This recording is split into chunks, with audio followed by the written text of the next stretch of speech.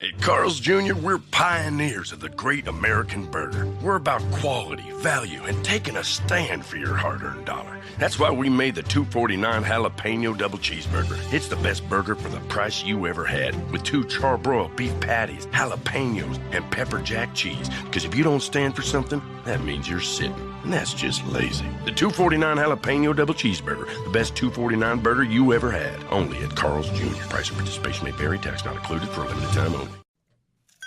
Now, the 3 Martini Lunch with Greg Corombos and Jim Garrity. And welcome, everyone, to the Tuesday edition of the 3 Martini Lunch. Along with Jim Garrity of National Review, I'm Greg Corombos of Radio America. We have good, bad, and crazy martinis for conservatives today. We're also brought to you today by ZipRecruiter. Right now, listeners to 3 Martini Lunch can post jobs on ZipRecruiter for free. That's right, free, ZipRecruiter.com/free trial. So, Jim, as we begin here, we should probably note that it is D-Day plus 73 years. It was this day in June of 1944 that Winston Churchill and Franklin Roosevelt ultimately decided against the hashtag campaign against the Nazis and launched the Normandy invasion on the landing beaches and created that second front in the western part of Europe. And less than a year later, the war in Europe was over. So thank you to those of you still with us who were part of that operation and part of the World War II generation. And, of course, we always thank anyone who has worn the uniform of our military with honor. Let's go to our good martini, Jim, and let's start with the good news that somebody's actually gotten in trouble for leaking classified information to the press. And to make it even more fun, the alleged leaker is named, yes, Reality Winner. This is the statement from the Justice Department, and a lot of this is redacted, so this will sound kind of strange because the U.S. government agency involved is not listed, nor is the actual media outlet specifically listed. So here's the statement in part from the Justice Department. On June 1st, 2017, the FBI was notified by the U.S. government agency that the U.S. government agency had been contacted by the news outlet on May 30th, 2017 regarding an upcoming story. The news outlet informed the government that it was in possession of what it believed to be a classified document authored by the U.S. government agency. The news outlet provided the U.S. government agency with a copy of this document. Subsequent analysis by the U.S. government agency confirmed that the document in the news outlet's possession is the intelligence reporting. The intelligence reporting is classified at the top secret level, indicating that its unauthorized disclosure could reasonably result in exceptionally grave damage to national security.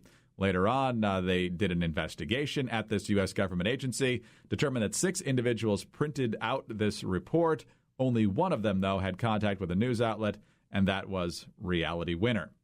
I was going to point out that, can you imagine the meeting where they finally tracked it down? Boss, good news. We found the leaker. Who is it? Reality Winner. Okay, we know the alias, but what's her real name?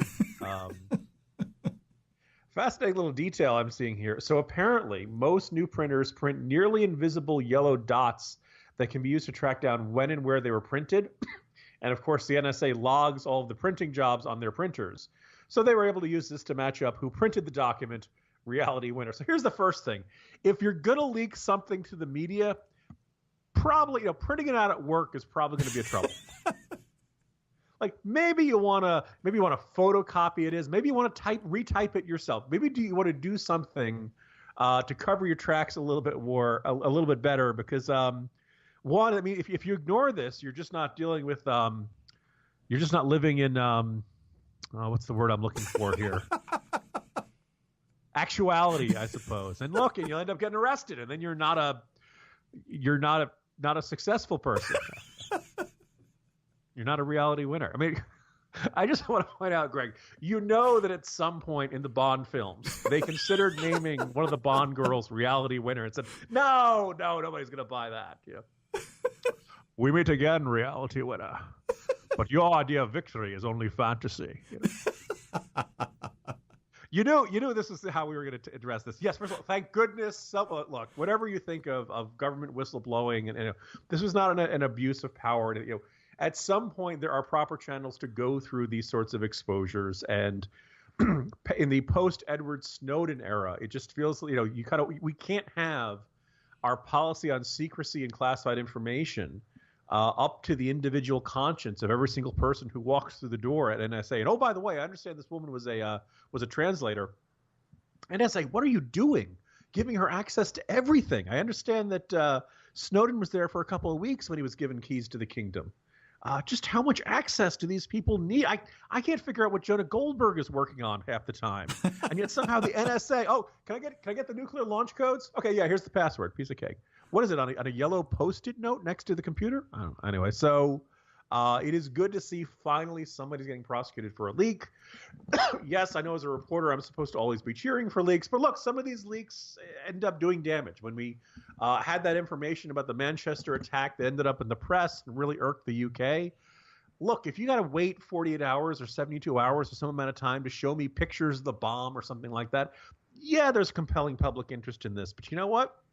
I really want to catch terrorists, too, before we get to the next one. So I'd like everybody who handles classified information to take those oaths seriously and not treat it like the thing that you always hit I accept when it comes to the rules to iTunes. Every time there's an update, you hit yes, I accept, and you don't realize that in the fine print that actually says you're turning over your firstborn or something like that. Like if you take an oath to protect classified information, you're supposed to take it seriously. We kind of made this an issue back in the presidential election. A little bit, yeah. And so hopefully, look, just as, Hillary Clinton turned out to not be a winner because she couldn't handle classified information correctly, the same thing apparently is happening to reality. Yeah, and apparently she's not even trying to make puns. It turns out this way when you're named that. Yes, exactly. Her parents probably deserve a little bit of blame for this, given that name. Jim, as I mentioned at the outset, she's apparently a Bernie supporter. Looking at her Twitter feed, a lot of folks have found some pretty far-left stuff. So not to drive the pun a whole lot farther, but if there are two words that don't describe the left in 2016, reality and winner are both on that list. So. All right, let's move on to the bad martini now. Jim, the reason that Reality Winner was passing this along to a media outlet, which it appears was The Intercept, was due to the fact that the report dealt with Russian efforts, allegedly, to interfere with U.S. voting systems. And so then, of course, the question becomes, did the Russians actually impact the vote tallies? That got Tim Kaine. Everybody remembers him, of course, right, as the running mate for Hillary Clinton. He's a Virginia senator. He was on Erin Burnett's program on CNN, and she asked him point blank whether this means that he thinks that the vote tally was impacted in any way, and his answer is, let's just call it less than clear. Do you think the vote count could have been affected by the Russians? Oh, I definitely think so, and let's make a distinction here. I don't think anybody has suggested that the actual tallies on the machines were affected, although that's certainly something we should look at. But I haven't heard anybody suggest that there's evidence that that occurred. But when the combined weight of the intelligence committees say that Russia was engaging in a wide-ranging pattern of action to affect the election, to say we can determine that there was no effect, you'd be foolish to say that. So very slick answer there, saying absolutely the Russians could have affected the vote tally. Now, we have no evidence they actually did that, but then he goes and talks about some of the other allegations that are out there. Erin Burnett, to her credit, follows up, and she gets more word salad. So you're not concerned. You're saying that they could have, by getting this information, people's emails or whatever, swayed individual votes. But you are not yet, at this point, even with this new information, concerned that vote tallies could have been impacted when they were looking at voter registration. I think the right way to say it is I have no evidence to suggest that the tallies of the votes were affected by what Russia did, but we got to get to the bottom of it. I mean, Jim, talk about sowing the seeds of doubt, even about what has been clearly stated by virtually everyone in a position to know. Look, I'm not saying I didn't lose the presidential election. I'm just saying it's possible I didn't lose the presidential election. But let's all go on from normal from here. Yeah. Look, on the one hand, I suppose I should give the network credit for finding Tim Kaine. I thought he had gone into the witness protection program after the 2016 election. The word salad that you accurately could describe there, look, if you're Russian foreign intelligence, do we suspect they would like to muck around in the vote totals and undermine public faith in the accuracy of the vote count? Yeah, sure. I would assume that from the beginning. Lots of people would like to do that, right? I mean, this is why we have security on these sorts of systems. There could be Russians who'd want to do it. There'd be Americans who want to do it. Like, that's one of the things, these things have to be protected. We do have a history of people mucking around and altering the results of elections in this country. Look back to 1960 if you want to. But there's one thing between the Russians tried and the Russians succeeded, and being able to say, look, let's recount the ballots, let's take a look, and we found out the vote, what was reported doesn't actually match the pile of ballots we have. We have a whole process here. We have secretaries of state. We have whole offices in states that are designed to ensure the sanctity of the ballot here. So it's not surprising that Tim Kaine, wanting to avoid his level of responsibility for being on the most strikingly disappointing, arguably the biggest losers in U.S. presidential history, certainly one of the biggest upsets in U.S. presidential history. It's not surprising he's going to want to play up this angle because it means that it's not really his fault. The fact that he was a wet noodle in the debate against Mike Pence suddenly kind of washes away. He can point out, hey, look, we carried my home state and it's not really my fault. Everything's fine. We didn't really lose. It's disappointing and frustrating by this, but I believe there was 2 polls by YouGov. One from a couple of months ago that had it around 50% of Democrats thought that the Russians had altered the vote totals. And I think the last poll had it up to 55%. So despite the fact that we keep saying, look, this is not why the Russians are not the reason Donald Trump is president of the United States. It is because of the way the vote came out in the Electoral College. He won Michigan. He won Pennsylvania. He won Wisconsin. All states the Hillary Clinton campaign thought they had in the bag. Turned out they didn't. They were all very close, but this is the way the cookie crumbles sometimes. And it's kind of fascinating just to see how much they're willing to fan the flames of this. And along the way, kind of, do the job of the Russians for them. Because the Russians want Americans to believe that their elections are the sham. The Russians want the world to believe that American elections are a sham. And right now, there are a healthy number of Democrats who are perfectly happy to agree with that message and to amplify that message because it makes them feel better. Yay. Yeah, there you go. All right. Jim, there's a lot of people who should never have been hired, should possibly... Tim Kaine should not have been hired, certainly for the running mate for Hillary Clinton. The people of Virginia have made some very poor decisions as it relates to Tim Kaine, first for governor, actually first for lieutenant governor, then governor, and then senator. Hiring reality winner was probably not a very good idea. And when we get to our crazy martini, it turns out personnel might be an issue there, too. So let's talk about hiring the right people, shall we? Are you hiring? Do you know where to post your job to find the best candidates? With ZipRecruiter, you can post your job to 100-plus job sites with just one click. Then, ZipRecruiter's powerful technology efficiently matches the right people to your job, better than anyone else. That's why ZipRecruiter is different. Unlike other job sites, ZipRecruiter does not depend on candidates finding you. It finds them for you. In fact, more than 80% of jobs posted on ZipRecruiter get a qualified candidate in just one day, less than 24 hours. No more juggling emails or calls to your office. You can simply screen, rate, and manage the candidates all in one place with ZipRecruiter's easy-to-use dashboard. So find out today why ZipRecruiter has been used by businesses of all sizes to find the most qualified job candidates with immediate results. And right now, listeners to 3 Martini Lunch can post jobs on ZipRecruiter for free. Yep, free. Go to ZipRecruiter.com/free trial. That's ZipRecruiter.com/free trial. One more time, open the tab now. Wait till we're done before you go there, please. But go to ZipRecruiter.com/free trial. All right, on to another personnel headache. Let's go over to Axios. That's the new media creation of Politico veterans Mike Allen and Jim Vandehei. And here is issue number 1 today from Mike Allen. With CNN's clock already counting down to fired FBI Director Jim Comey's testimony on Thursday morning, where's the White House war room? Remember the scandal containment unit that was supposed to quarantine the rest of the White House from Russia questions so that President Trump could pursue a positive agenda with the Clinton-style scandal machinery handling the investigations? I'm told the inside-outside machinery, as envisioned by aides who frantically planned it while Trump finished his overseas trip, may never exist. Top Republicans say the White House has been unable to lure some of the legal and rapid response talent they had been counting on. White House counsel Don McGahn had drawn up an organizational chart that Trump's team liked, but game day is 48 hours away and the boxes still aren't filled. A person in the conversation said, quote, they had a pretty good structure, but they're not able to close the deal.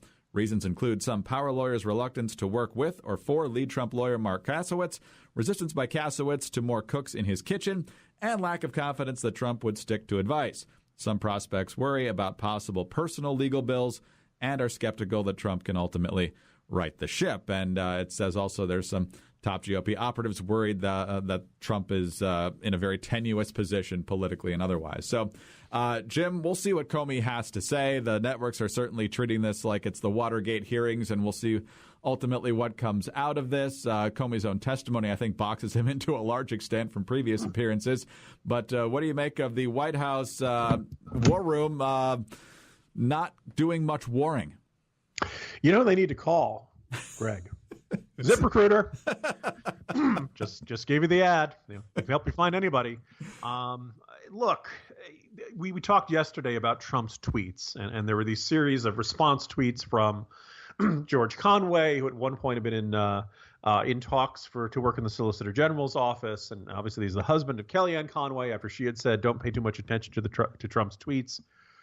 Look, Trump, when he said, "I hire the best people," and he actually put together a pretty darn good cabinet, and most of his staffing selections have been pretty good. So you kind of want to, and you saw the arguments being made for his the travel restrictions that he wanted to enact through executive order. You have to let the people who are working for you do their jobs and do what they do best. And you got to stop trying to do this all by yourself. And when you see something like the White House going through an extensive arguments before the Supreme Court and say, look, this is not a travel ban. And then Trump goes out and says, this is totally a travel ban, completely undermining the argument that his own lawyers are attempting to make. That makes people not really reluctant to work for this president, because you never really know what he's going to say. You never really know what he's going to do. There was apparently a report in Politico yesterday that was really unnerving that said that heading into the NATO meeting, they'd gone through the speech extensively, and Tillerson and McMaster and Mattis all had agreed that the president was going to reaffirm Article 5 and say that if anybody in NATO is attacked, we will honor our commitment and we will come to their aid and defense. And then the president left it out. And there's discussion about whether Trump himself made this decision or whether Bannon and Steve Miller had a hand in it. But the point is, imagine being Mattis or McMaster or Tillerson, and you think you've come to an agreement, and you think you all have consensus, and you think the president's on board, and then at the last second, he totally changes his mind. And he doesn't even tell you. At the very least, you think, look, I've come to the conclusion. I don't want to use the line about Article 5. I'm really upset with the rest of NATO for not spending enough money on their military. I don't agree with that perspective, but at least the president would be able to, keep his team in the loop. But he doesn't do it. So why would you want to go out and put your career on the line and try to, and basically work hard to defend the president when at any given moment he can go out and completely contradict what you're saying because he has so little impulse control? I really think it's time to take Twitter away from the president. It's just getting too damaging for him to just impulsively blurt out the first thing that comes into his mind when he's angered by something. What Trump is doing is not that different from almost any previous president. Obama used to fume about his critics. Bill Clinton used to go into purple rages. Nixon, we've heard the tapes of. Every president gets mad about stuff. That's not the problem. The problem is that Trump expresses his anger immediately and to the world through Twitter, and it's just too damaging because these are things that are probably best kept behind closed doors. I understand the White House is now trying to argue, well, look, the president's Twitter comments aren't really presidential statements.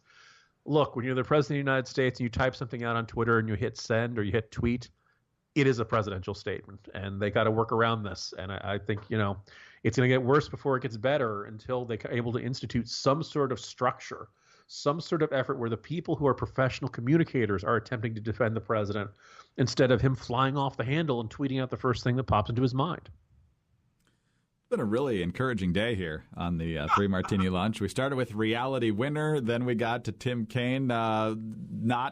This didn't affect the vote totals, but it might have.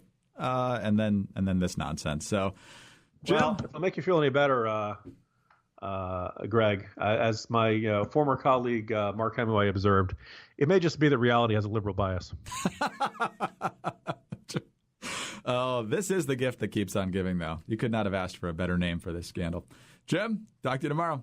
See you tomorrow, Greg. Jim Garrity of National Review. I'm Greg Corombos of Radio America. Thanks for being with us today. And don't forget to visit our friends at ZipRecruiter. Right now, listeners to Three Martini Lunch can post jobs on ZipRecruiter for free. ZipRecruiter.com/free trial.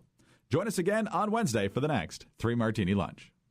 Craven, Jack's gonna crash your crane. Jackbox crashes hunger like no one else can, by driving through a wall in a passenger van. So if you're craving pancakes morning or night, Jack's gonna crash that craving and make it all right. Here, try my jumbo breakfast platter with scrambled eggs, 8 mini pancakes, hash brown, and bacon or sausage for just $2.99. $2.99? Shut the front door. Of the van or only a Jack in the Box? Limited time only at participating restaurants. At Carl's Jr., we're pioneers of the great American burger. We're about quality, value, and taking a stand for your hard-earned dollar. That's why we made the $2.49 jalapeno double cheeseburger. It's the best burger for the price you ever had, with 2 charbroiled beef patties, jalapenos, and pepper jack cheese. Because if you don't stand for something, that means you're sitting, and that's just lazy. The $2.49 jalapeno double cheeseburger, the best $2.49 burger you ever had. Only at Carl's Jr. Price and participation may vary. Tax not included for a limited time only.